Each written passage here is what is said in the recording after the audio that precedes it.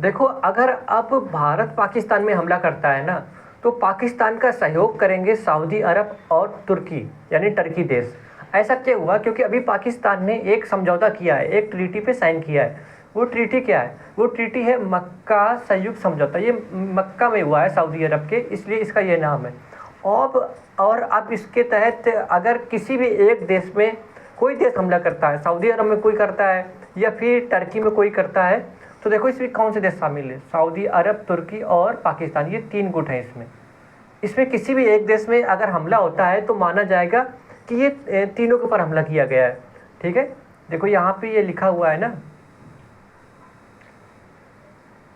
ये देखो, सामूहिक सुरक्षा, किसी एक देश पर, किसी एक सदस्य देश पर सैन्य आक्रमण तीनों पर हमला माना जाएगा।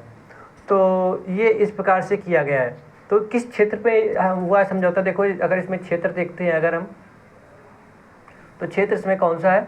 इंटेलिजेंस शेयरिंग, संयुक्त अभ्यास, संयुक्त सैन्य अभ्यास, रक्षा तकनीकी हस्तांतरण एवं सह उत्पादन।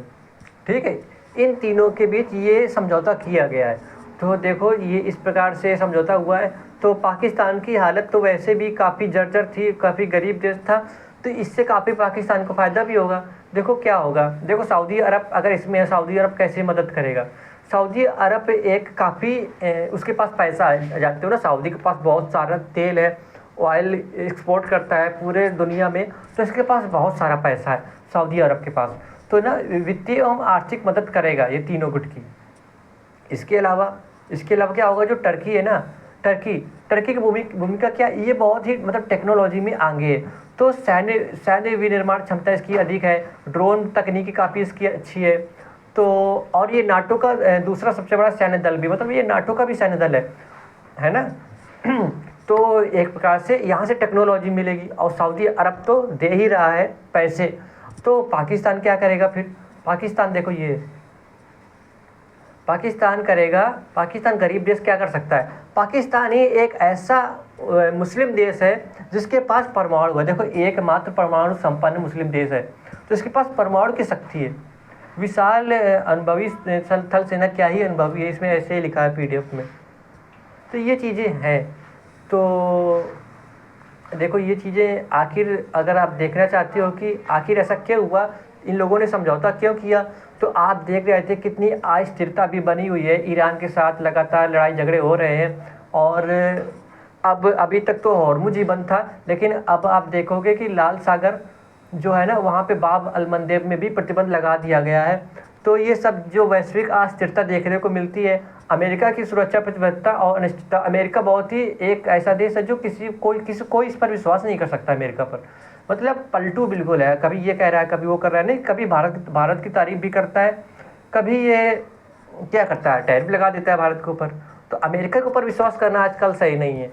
इसके अलावा देखो, पाकिस्तान की आर्थिक व सैन्य ज़रूरत थी, क्योंकि पाकिस्तान के काफ़ी जर्जर हालत हो गई थी। देखो लिखा भी है जर्जर अर्थव्यवस्था, तो उससे काफ़ी मदद मिलेगी सऊदी अरब से इसको। और देखो जो तुर्की है ना, नौ ऑटोमन दृष्टिकोण, तुर्की एक ऐसा मुस्लिम देश है जिसके पास रक्षा उद्योग बड़े बाजार प्राप्त करने की रणनीति पर काम कर रहे हैं। तो तुर्की के पास काफ़ी अच्छी टेक्नोलॉजी है ना। देखो भारत की इस पर कुछ चिंताएं भी हैं, बिल्कुल चिंता होगी भारत को।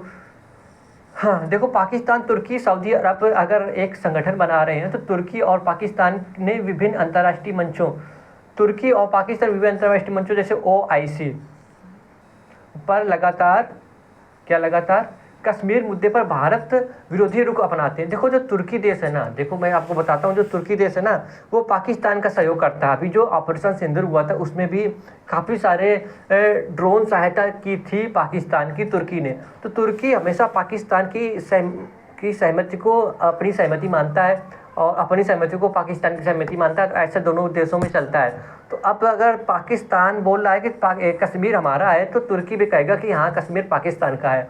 बात ये है। तो इस ऐसे में अगर ये तीनों गुट अगर आपस में आ जाते हैं, तो भारत के लिए चिंता स्वाभाविक है। ठीक है।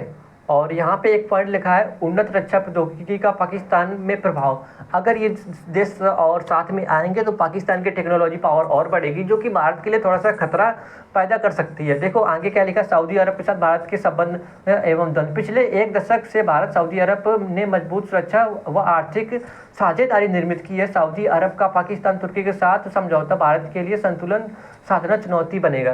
देखो अभी तक एक सऊदी अरब जो है वो भारत का एक बहुत ही बड़ा व्यापारिक साझेदार देश भी है और इससे अच्छे संबंध रहे हैं अभी तक। लेकिन अगर पाकिस्तान एक गुट बनाता है तो सऊदी अरब से भी हमारे संबंध प्रभावित हो सकते हैं। देखो भारत के लिए क्या फ़ायदा हो सकता है, इसमें फ़ायदा भी क्या हो सकता है, चलो देखते हैं। देखो भारत सऊदी अरब की आर्थिक निर्भरता, मैंने आपको बताया था ना कि भारत सऊदी अरब के लिए एक अत्यंत महत्वपूर्ण कच्चा तेल खरीदार और व्यापार साझेदार है। सऊदी अरब भारत के साथ अपने बहु अरब डॉलर के व्यापारिक निवेश संबंधों को नुकसान नहीं पहुंचाना चाहेगा। तो सऊदी अरब को भी लगेगा ना कि भारत हमारा एक इतना अच्छा साझेदार देश है, तो हम इसको नुकसान नहीं पहुंचाएंगे। अगर पाकिस्तान पे कुछ होता है तो ये सऊदी अरब के लिए भी चैलेंज होगा कि हम भारत के ऊपर हमला करें, यानी पाकिस्तान की मदद करें या ना करें। तो ऐसे में शायद सऊदी अरब अपने संबंध न बिगड़ना चाहे, ऐसा हो सकता है ना। और देखो आगे क्या है, आंतरिक प्रतिस्पर्धा व विरोधाभास। देखो तुर्की और सऊदी अरब के बीच ऐतिहासिक रूप से सुन्नी मुस्लिम जगत के नेतृत्व को लेकर प्रतिद्वंद्विता रही है। यह देखना बाकी होगा कि यह समझौता व्यवहारिक रूप से कितना एकजुट रह पाता है। ये बात बिल्कुल सही लिखी है। और आगे क्या है, यूएई व इजराइल के साथ भारत का सुदृढ़ संबंध है। देखो भारत के यूएई के साथ अत्यंत प्रगाढ़ संबंध है, जो मध्य पूर्व में सऊदी तुर्की प्रभुत्व का एक मजबूत संतुलन प्रदान करता है। मतलब कि अगर भारत का संबंध यूएई, जो कि इनका पड़ोसी देश ही है, अरब देश है यूएई एक, उसके साथ संबंध अच्छे हैं, तो ऐसे में भारत के पास भी एक संतुलन है। मतलब अगर उनका गुट बनता है तो भारत के पास भी अरब देश के कुछ देश हैं, तो ऐसी बात नहीं है, कोई चिंता की बात नहीं है। तो ये सब चीज़ें हैं। यहाँ पे एक प्रश्न भी आप बना सकते हो कि मेंस लेवल का, क्योंकि ये पेपर 2 में इंटरनेशनल रिलेशन से संबंध रखता है। तो प्रश्न क्या है, हालिया सऊदी अरब तुर्की पाकिस्तान त्रिपक्षीय सुरक्षा समझौता पश्चिम एशिया के सुरक्षा ढांचे में एक बड़ा बदलाव दर्शाता है। इस समझौते के मूल कारणों का विश्लेषण कीजिए और भारत के विदेश नीति हितों पर इसके संभावित प्रभावों की चर्चा कीजिए। इसको 250 शब्दों यानी 250 शब्दों में लिखना है, ठीक है। और इसका आंसर लिखने के लिए ये आपके पास पॉइंट भी हैं, आप इसको देख सकते हो। इसका आप स्क्रीनशॉट ही ले लो। मैं अगर अपना चेहरा यहाँ से हटा दूँ, क्योंकि अभी हटेगा ये, हाँ मैं छोटा हो गया ना, ठीक है मैं छोटा हो जाता हूँ ताकि आप स्क्रीनशॉट लेने में, ठीक है, हाँ अब कोई वर्ड नहीं छिपा है आपसे और इतना ही है ये, तो इतना आप स्क्रीनशॉट आराम से ले सकते हैं, ठीक है। प्रश्न आपको पहले दिखा दिया था, उसका ये आंसर है कैसे लिखना है। तो ये मैंने आज के लिए बताया, काफ़ी इंपॉर्टेंट न्यूज़ थी ये।